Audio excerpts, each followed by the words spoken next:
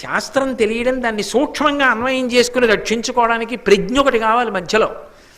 ఎవరో ఓ పంతులు గారు బ్రాహ్మణుడు అరుగు మీద కూర్చున్నాడు. అట్నుంచి వెనక నుంచి ఓ కసాయివాడు ఆవును తరివాడు. అప్పటికే దాన్ని చావగొట్టేశాడు.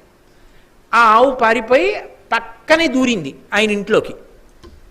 ఇటుగా ఆవు వచ్చిందా అని అడుగుతాడు వచ్చి. అందుకని ఆయన ఏం చేశాడంటే వాడు వచ్చేలాగా ఈ అరుగు దిగి అరుగెక్కాడు, పక్క అరుగు. ఆయన వచ్చి అడిగాడు, ఆవు ఇటుగా వెళ్ళిందా అని అడిగాడు. ఏమో ఈ అరుగు మీద కూర్చున్నాక వెళ్ళలేదే అన్నాడు. ఆ అరుగు మీద కూర్చున్నప్పుడు కదా వెళ్ళింది.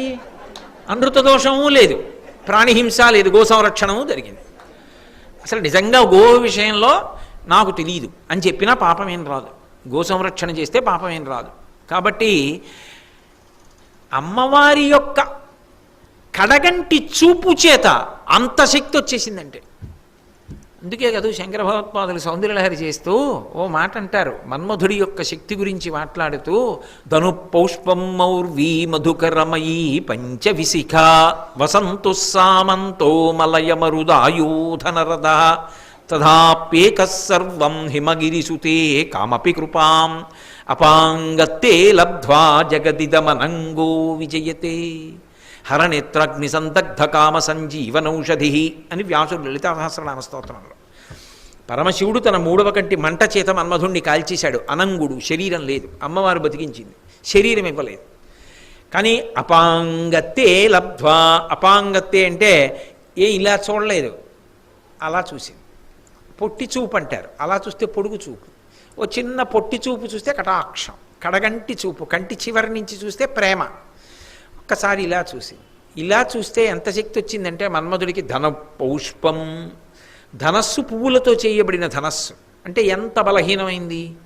మధుకరమయీ, వెనకాతల అల్లెత్రాడు తుమ్మెదల వరుస క్రమంలో ఉంటాయి. అసలు ఎక్కడైనా ముందు పువ్వులు ఉంటే ధనస్సుకి వెనక తుమ్మెదలు ఇలా నిలబడతాయండి, వరుస క్రమంలో ఉండవు, పువ్వుల మీదకి పోతాయి. ఒకవేళ నిజంగా నిలబడ్డాయనుకోండి, బాణం పెట్టి ఇలా లాగుదామంటే స్థితిస్థాపక శక్తి ఉండాలా, వింటినారి వెనక్కి రావాలా, ఎలా వస్తాయి? 2 తుమ్మెదల మధ్యలోంచి బాణం వెనక్కి వస్తుంది. అంత బలహీనమైనటువంటి వింటినారి.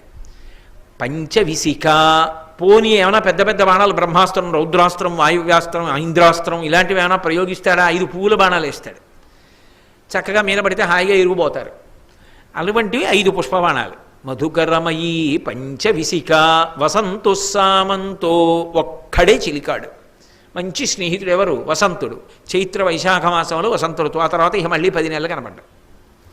మంచివాడే కానీ కనపడ్డాడు. మళ్ళీ ఎప్పుడో వస్తాడు, చైత్ర వైశాఖాలు వస్తాయి. ఇంకేం మిత్రుడు? పిలిస్తే పలకడానికి సిద్ధంగా ఉంటే మిత్రుడి వలన ఉపకారం. అసలు మనిషే కనపడ్డాయి 10 నెలలు. అటువంటి మిత్రుడు, మిత్ర సహకారం లేదు. వసంతు సామంతో మలయమరుదాయూధనరథ, మలయ పర్వతం మీద నుంచి వచ్చేటటువంటి గంధపు చెట్ల మీద గాలి ఆయనకి రథం. ఆ గాలి దానిష్టం వచ్చినట్టు పోతుంది. మీరు చూడండి, ఒక్కొక్కసారి ఎక్కడో లౌడ్ స్పీకర్లో పాట వినపడుతుంది, తిరుమల మందిర సుందర అని వినపడింది అనుకోండి, అబ్బా చాలా మంచి పాట వస్తుందని ఇలా వినపడేటప్పటికీ తిరుమల మందిర సుందర గాలికిటి వస్తుంది, తర్వాత గాలికి తర్వాత ఇంకో వైపు పోతుంది. మన ఇష్టమే వస్తుందా? గాలిటి వస్తే అటు వస్తుంది అది. అలా మలయమరుదాయూధనరథ, మలయ పర్వతం నుంచి వచ్చేటటువంటి గంధపు చెట్ల యొక్క గాలి ఆయనకి రథం. శత్రువు అక్కడుంటే ఇటు వెళ్ళదు, ఆ రథం అటుపోతుంది గాలిస్తే. ఇంకేం యుద్ధం? మలయమరుదాయూధనరథ తదాం అపాంగత్తే లబ్ధ్వా, ఇన్ని బలహీనతలు, అన్నిటినీ మించి శరీరం లేదు. ఇన్ని బలహీనతలున్నా ఆయనకి ధను పౌష్పం మౌర్వీ మధుకరమయీ పంచవిశిఖ వసంతు సామంతో మలయమరుదాయూధనరథ తథాప్యేక సర్వం హిమగిరిసుతే కామపి కృపాం అపాంగత్తే. పరమదయతో అమ్మవారి ఇలా చూసినంత మాత్రం చేత అపాంగత్తే లబ్ధ్వా జగదిదమనంగో విజయతే. సంసారాలు విడిచిపెట్టి ఎక్కడో పర్వతాల దగ్గరికి వెళ్ళి వానప్రస్థంలో కూర్చునో, లేకపోతే ముక్కు మూసుకుని నాకు భగవంతుడు కావాలని చెప్పి కూర్చున్న వాళ్ళు కూడా మన్మధుడి యొక్క బాణములు నా మీద పడి ఎక్కడ మళ్ళీ నేను కిందకి జారిపోతానోనని భయపడిపోయేటట్టుగా బాణ పరంపర ప్రయోగిస్తున్నాడు. ఆయన ఓడిపోయాడన్న మాట లేదు, ఆయన బాణాలు పడ్డాయా ఎవరైనా వశపడిపోవలసింది. శక్తి ఎక్కడి నుంచి వచ్చిందమ్మా ఇన్ని బలహీనతలు ఉన్నవాడికి అంటే ఆ తల్లి యొక్క కడగంటి చూపు అంత గొప్పది. ఆ కటాక్షం, ఆవిడ పాదములు, గోళ్ళు, ఆవిడ సంకల్పం, ఆవిడ అనుగ్రహం ఏదైనా సరే ఉద్ధరించేస్తుంది. అంత గొప్ప తల్లి. అందుకే ఆ తల్లి గొప్పతనాన్ని చెప్పడానికి అంతటి మహాతల్లి. కాబట్టి మనసులో ప్రత్యేకించి సువాసినులు అమ్మవారికి ఒక్క నమస్కారం ప్రతిరోజు చేస్తే చాలు. అందున ఒక అదృష్టం ఉంటుంది వాళ్ళకి. నేనున్నాననుకోండి, నిద్రమంచం మించి లేస్తే భగవత్ సంబంధమైనటువంటి విషయాన్ని దేన్నైనా ముట్టుకోవాలి అంటే అర్హత ఉండదు. తలస్నానం చేసిన తర్వాతే. ఆఖరికి పూజామందిరంలో పూజా సంభారాలు సర్దాలన్నా నేను వాడుకునే పూజా సంభారాలే అవి. పూజామందిరంలోకి వెళ్ళి అవి సర్దుకోవాలన్నా నేను తలస్నానం చేస్తే కానీ అర్హత ఉండదు. అదే ఇల్లాలికి లేస్తూనే సర్వమంగళాదేవత ఆవాహన చేయబడినటువంటి మంగళసూత్రం గుండెల మీద ఉంటుంది. ఆ సూత్రం విశుద్ధి చక్రం పార్వతీ పరమేశ్వర పాదద్వందానికి తగులుతుంటుంది ఎప్పుడు. అదే ఆయన ఉన్నాడనడానికి గుర్తు. అందుకే కదా ఏ కారణానికి తీరింక మెళ్ళొంచి దాన్ని ఒక్కసారి ఇలా కళ్ళకు అద్దుకుందనుకోండి, అంతే ఆవిడ పొంగిపోతుంది. ఏది ఆ అదృష్టం? భర్త పాదముల వంక చూసి ఒక్క నమస్కారం పెట్టింది అనుకోండి, అది శ్రీమన్నారాయణుడికి అందిపోయింది ఆ నమస్కారం. నాకు నేను మనస్సులో త్రికరణ శుద్ధిగా భావన చేసి నమస్కరిస్తేనే. ముట్టుకోవాలంటే ఏదైనా పూజా సంచయాన్ని తలస్నానం చేశాకే, లేకపోతే కుదరదు. అందుకే భావన చేత ప్రత్యేకించి సువాసిని అమ్మవారి అనుగ్రహాన్ని పొందగలదు. ఈ భావన పురుషుడికి కూడా గొప్పదే అయినా అది సువాసిని విషయంలో మరింత సులభం. అంటే అమ్మవారి అనుగ్రహం అలా ఉంది. అందుకే సువాసిని అర్చన ప్రీత. సువాసిని అర్చనకే ఆవిడ మరింత ప్రీతి పొందుతుంది. కాబట్టి శంకర భగవత్పాదులు అంటారు, చారణాదిసుర సుందరీ చికుర శేఖరీ కృతపదాంబుజాం కారణాధిపతి పంచక ప్రకృతి కారణ ప్రథమ మాతృకాం వారణాంతముఖ పారణాం మనసి భావయామి పరదేవతాం అంటారు. కారణాధిపతి పంచక ప్రకృతి కారణ ప్రథమ మాతృకాం అంటారు 3వ పాదంలో. ఇది కొంచెం మీరు జాగ్రత్తగా దాని మీద దృష్టిని ఉంచి తెలుసుకోవలసినటువంటి విషయం. ప్రపంచకము అని ఒక మాట.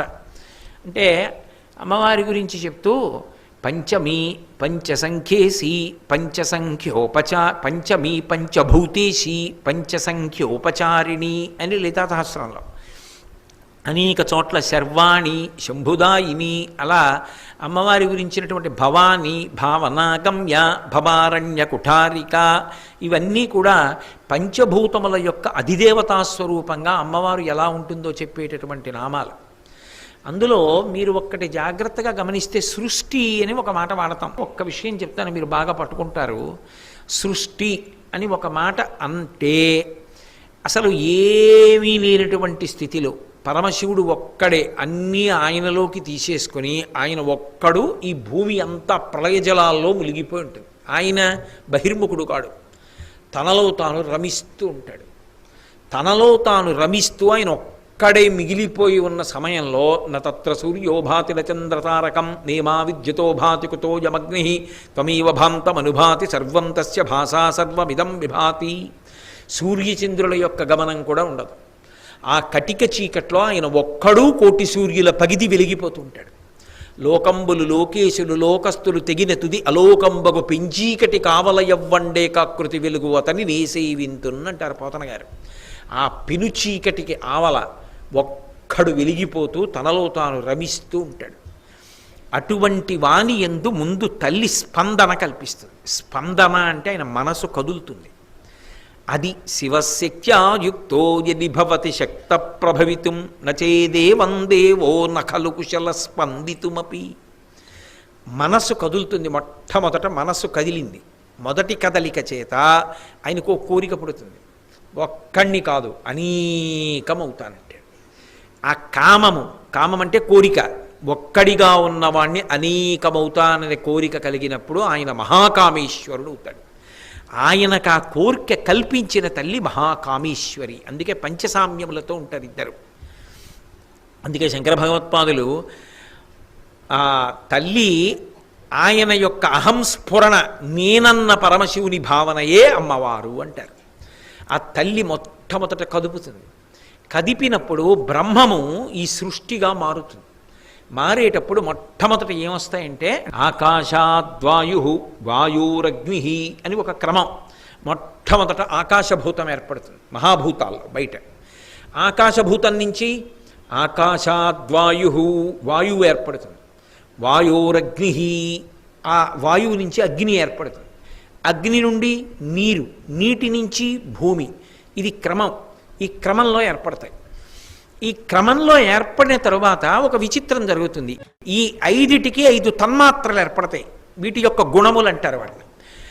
ఆకాశమునకు శబ్దం ఏర్పడుతుంది. అలాగే ఆకాశము, ఆకాశాద్వాయు, గాలి, గాలికి స్పర్శ, గాలి తగిలిందనుకోండి స్పర్శ ఏర్పడుతుంది. స్పర్శ దానికి గుణమవుతుంది. వాయురగ్ని, అగ్ని, అగ్నికి ఉండేటటువంటి లక్షణం రూపము. అగ్ని తేజస్సు కాబట్టి రూపం కనపడుతుంది. కాబట్టి అగ్ని రూపమునకు రూపాన్ని గుణంగా పొందుతుంది. అలాగే తర్వాత నీరు వస్తుంది. నీటికి గుణముగా రుచి ఏర్పడుతుంది. నీరే రుచిని పొందిస్తుంది. అందుకే నీటికి గుణము రుచి. తర్వాత పృథివీ, భూమి ఏర్పడినప్పుడు భూమికి గుణముగా వాసన ఏర్పడుతుంది. అందుకే బయట చూడండి, వాన పడింది అనుకోండి, మట్టి తడిసిన వాసన వస్తుంది వెంటనే. గ్రీష్మ ఋతువు అయి వర్ష ఋతువు రాగానే మొట్టమొదటి వాన పడగానే మట్టి తడిసిన వాసన వస్తుంది. అందుకే అది భూసంబంధమైన మంత్రం. గంధద్వారాంధురాదరుషాం నిత్యపుష్టాం కరీషిణీం ఈశ్వరీగుం సర్వభూతానాం తామిహోపహ్వయే శ్రియం. ఆ మంత్రం భూసంబంధం, పృథ్వీ సంబంధం. అది అటువంటి గంధము భూమికి తన్మాత్ర గుణం. ఇవి విడుతాయి. ఈ 5 భూతములకు 5 ఏర్పడతాయి తన్మాత్రలు. ఇప్పుడు ఈ 5టికి 5 తన్మాత్రలు వచ్చిన తరువాత మళ్ళీ ఈ 5టిలో ఆకాశభూతం అలా పక్కకు ఉండిపోతుంది. ఉండిపోయి 4 భూతములలోంచి మళ్ళీ 4 వస్తాయి. ఆకాశాద్వాయు, వాయువు కదూ. ఆ వాయువులోంచి మొట్టమొదట ఏడొస్తుంది అంటే మనసు ఏర్పడుతుంది. చంద్రుడు అధిదేవతగా వస్తాడు. చంద్రుడు అధిదేవత అయి మనసు సృష్టింపబడుతుంది. ఆ వాయువు నుంచి అగ్ని, ఆ అగ్నిలోంచి బృహస్పతి అధిదేవతగా బుద్ధి ఏర్పడుతుంది. వాయురగ్ని, అగ్నిలోంచి నీరు వస్తుంది. ఆ నీటిలోంచి చిత్తము, రుద్రుడు అధిదేవతగా వస్తాడు. ఆ తర్వాత పృథివీ వస్తుంది. మళ్ళీ ఆ పృథివీ నుంచి అహంకారం ఏర్పడుతుంది. అహంకారమునకు జీవుడు అధిదేవతగా ఉంటాడు. ఇవి ఏర్పడినప్పుడు ఏమవుతుందంటే మనోబుద్ధి చిత్త అహంకారములని అంతఃకరణ చతుష్టయం ఏర్పడుతుంది. ఇందులో జీవుడు నేను చేస్తున్నాను అంటాడు. అందుకే ఎవరు చేశారండి? నే చేశాను, అహంకారం. జీవుడు నేను, అహంకారం నీ చేశాను. ఎవరు చెప్పారు పని? నే చెప్పాను. ఎవరు విన్నారు? నేను విన్నాను. జీవుడు అహంకారం, పృథివీ సంబంధమైనటువంటి గుణంగా వస్తారు. ఇలా విడుతుంది. ఇందులో మీరు ఒక్క విషయాన్ని జ్ఞాపకం పెట్టుకోండి. అప్పుడు జీవుల యొక్క కర్మలని లెక్క పెడతారు. పునఃసృష్టిలో మళ్ళీ ఈ జీవులందరూ గతంలో మహాప్రళయమునందు ఏ ఏ పాపపుణ్యములను చేసి ఉన్నారు లెక్క తీస్తారు. ప్రారబ్ధాన్ని నిర్ణయిస్తారు. ఈ శరీరం ఇచ్చినప్పుడు వీళ్ళు ఏం పొందాలి, ఎంత పుణ్యం అనుభవించాలి, ఎంత పాపం అనుభవించాలి అన్నది నిర్ణయించి ముందు స్థావర జంగమములను ఏర్పాటు చేస్తారు. స్థావరములంటే కదలకూడదు, జంగమములంటే కదలాలి. స్థావరములుగా వచ్చినప్పుడు చెట్లు మొదలైనవి స్థావరములుగా వస్తాయి. జంగమములంటే కదలాలి. మళ్ళీ ఈ జంగమ ప్రాణులు 3 అయిపోతాయి. ఇవి దేవతలు, మనుష్యులు, తిర్యక్కులు అని 3 విభాగాలు అయిపోతాయి. దేవతలు ఉత్తమ కర్మలు చేసి పుణ్యం చేసిన వాళ్ళని దేవతలుగా పంపిస్తారు. పుణ్యము పాపము రెండూ చేసినటువంటి వాళ్ళని మనుష్యులుగా మర్త్యలోకానికి పంపిస్తారు. కేవల పాపం చేసిన వాళ్ళని తిర్యక్కుగా పంపిస్తారు. మళ్ళీ పంపించినప్పుడు ఏం చేస్తారంటే సుఖము దుఃఖము ఈ 2 అనుభవించాలి. ఈ 2 అనుభవించడానికి వాడు ఉన్నాడు అనడానికి శబ్ద స్పర్శ రస రూప గంధములు 5 పంచభూతముల యొక్క తన్మాత్రల్ని ఆధారం చేస్తారు. బ్రహ్మాండంలో ఏముంటాయండి? పంచభూతాలు ఉంటాయి. ఆ పంచభూతాలే బయట ఉంటాయి. పృథివీ, భూమి ఎక్కడుంది? బయట ఉంది. పృథివీ పిండాండంలో ఉంది. దీన్ని ఇలా అన్నాను అనుకోండి, ఎన్ని స్నానాలు చేసినా మట్టి వస్తుంది.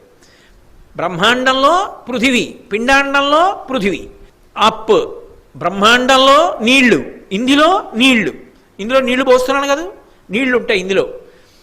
అలాగే తేజస్సు, బయట అగ్నిహోత్రం ఉంటుంది, ఇందులో కూడా వేడి ఉంటుంది కదా. ఎన్ని డిగ్రీల వేడి ఉండాలో అన్ని డిగ్రీల వేడి ఉండాలి. తగ్గిపోయినా ప్రమాదం, ఎక్కిపోయినా ప్రమాదం. ఎక్కిపోతే జ్వరం, తగ్గిపోతే కాళ్ళు రుద్దాలి, చల్లబడిపోయాడని గుర్తు. అదే వేడి ఎప్పుడు ఉండాలి. కాబట్టి తేజస్సు, పృథివీ, అప్, తేజస్సు, వాయువు, ఊపిరి తీసుకోవాలా వద్దా? లోపల వాయువు ఉంటుంది, బయట బ్రహ్మాండంలో వాయువు ఉంటుంది. అలాగే పృథివీ, ఆపస్, తేజో, వాయు, ఆకాశము, బయట ఆకాశభూతం ఉంటుంది, లోపల రక్త ప్రసరణం జరగాలంటే ఆకాశం ఉండాలా, వ్యవధానం ఉండి ప్రవహించాలా, ఆకాశభూతం ఉంటుంది. ఇప్పుడు అమ్మవారి గొప్పతనం ఏమిటి అంటే సమన్వయం, శక్తి కదూ, కదలిక. ఈ కదలికలున్నంతసేపు భవతి అంటారు సంస్కృతంలో, అంటే ఉన్నాడు. ఈ భవతి అన్న 3 అక్షరాలు ఎవరి వలన అనుగ్రహము అంటే ఆ తల్లి యొక్క అనుగ్రహం. బయట బ్రహ్మాండంలో ఏముంది? పృథివీ ఉంది, ఇక్కడేముంది? మట్టి ఉంది. ఇందులో ఆకలేసింది, ఏం తేవాలి నేను? ఓ యాపిల్ పండు పట్టరావాలి. అది ఏమిటది? పృథివీ వికారం. మట్టిలోంచి చెట్టు వచ్చింది, చెట్టు నీటిని, ఆ మట్టి సారాన్ని లాక్కుంది, యాపిల్ పండు కాసింది, అది పృథివీ. ఆ పృథివీని తెచ్చి నోట్లో పడేసుకుని నవిలి మింగేశాను. ఇప్పుడు ఈ పృథివీ ఎక్కడికి వెళ్ళింది? బ్రహ్మాండంలోంచి పిండాండంలోకి వెళ్ళింది. వెళ్ళిపోయిన తర్వాత యాపిల్ పండు అంతా రక్తంలోకి వెళ్ళిపోతుందా? కొంత పిప్పి మిగిలిపోతుంది. ఇప్పుడు ఈ పిప్పి ఎక్కడికి వెళ్ళాలి? మళ్ళీ బ్రహ్మాండంలోకి వెళ్ళిపోవాలి, మళ్ళీ పృథివీ పుచ్చుకుంటుంది.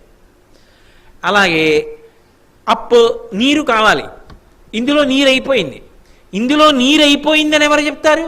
ప్రాణాపాన వ్యాన ఉదాన సమాన నాగ కూర్మ కృకర ధనంజయ దేవదత్తములలో 5 ప్రాణములు అవుతాయి, మళ్ళీ పంచభూతములలోంచి వస్తాయి. అవి వచ్చి ప్రాణ అపాన వ్యాన ఉదాన సమానములు ప్రాణములైతే నాగ కూర్మ కృకర ధనంజయ దేవదత్తములుగా అమ్మవారు చెప్తుంది. నీరైపోయింది పొయ్యి అంటుంది. ఎక్కడ తెస్తావు? బ్రహ్మాండంలో ఉంటాయి నీళ్లు. ఆ నీళ్లు తెచ్చి ఇందులో పోస్తావు పిండాండంలో. కొన్ని నీళ్లు పుచ్చుకుంటుంది, కొన్ని మలినం అయిపోయి ఉండిపోతాయి. అప్పుడు ఆ నీళ్ళు ఏమవ్వాలి? మళ్ళీ బ్రహ్మాండం పుచ్చుకుంటుంది వదిలిపెట్టేసినప్పుడు. తిరుగుతోందా లేదా? బ్రహ్మాండం పిండాండం సమన్వయం అవుతున్నాయా? అందులో పృథివీ ఇందులో వేశాను, ఇందులో పిప్పి పృథివీ మళ్ళీ భూమిలో వదిలేను. అందులో నీరు ఇందులో పోశాను, ఇందులో మిగిలిపోయిన నీరు మళ్ళీ భూమిలో పోశాను. శక్తి కదులుతోందా లేదా? శరీరం భవతి, ఉన్నాడనడానికి గుర్తు. అలాగే వాయువు, ఊపిరి తీయాలి, గాలి ఎక్కడిది? బ్రహ్మాండంలో గాలి లోపలికి పీల్చాను, మలినం అయిపోయింది, ఎక్కడికి వదిలేశాను? మళ్ళీ బ్రహ్మాండంలోకి వదిలేశాను. బ్రహ్మాండంలో వాయువు పిండాండంలోకి వెళ్ళి, పిండాండంలో వాయువు బ్రహ్మాండంలోకి వెడుతోంది. సమన్వయం అవుతోందా? కదులుతోంది. శక్తి కదుపుతోంది, భవతి ఉన్నాడు, ఊపిరి పీలుస్తున్నాడు. పృథివీ, ఆపస్, తేజో, వేడి, బయట చాలా చల్లగా ఉంది, కానీ ఇందులో వేడిగా ఉండాలి, వేడి తగ్గిపోవడానికి వీల్లేదు. అమ్మవారు ఇందులో వేడిని అలాగే నిలబెడుతుంది. బయట చాలా వేడిగా ఉంది, అంత వేడికి ఈ వేడి పెరిగిపోకూడదు, అంతే వేడి ఉండాలి. కాబట్టి మళ్ళీ మజ్జిగ అటువంటి పదార్థాలు పుచ్చుకున్న వేడిని కాపాడుకొస్తూ ఉంటుంది. అది విచిత్రం. ఆ వేడి తగ్గకుండా పెరగకుండా చూసుకుంటుంది నాడీమండలంలో. కాబట్టి ఇప్పుడు పృథివీ, ఆపస్, తేజో, వాయు, ఆకాశము లోపల ఏదో మెదడికి రక్తం వెళ్ళేటటువంటి ఒక నాళం కొవ్వుతో మూసుకుపోయింది అనుకోండి, పక్షవాతం వస్తుంది. గుండెకి వెళ్ళే నాళం మూసుకుంటే అసలు మనిషే ఉంటాడో లేదో తెలియదు. లోపల ఎవరు చూస్తున్నారు? ఇన్ని లక్షల రక్తనాళాలు ఉంటాయి లోపల, ఇన్ని గొట్టాలు ఉన్నాయో, ఆ గుండె దగ్గరికి ఎన్ని గొట్టాలో, ఆఖరికి ఇంత కోమలంగా ఉండేటటువంటి ఈ కనుగుడ్డు వెనక ఉన్నటువంటి రెటీనా మీద కూడా రక్తకేశనాళికలు వెడుతుంటాయి, అందులోంచి కూడా రక్తం వెడుతుంటుంది. అందులో రక్తం వెళ్లకుండా గడ్డ కట్టినా కూడా ఎంత సూక్ష్మమైతే అంత ఖరీదు.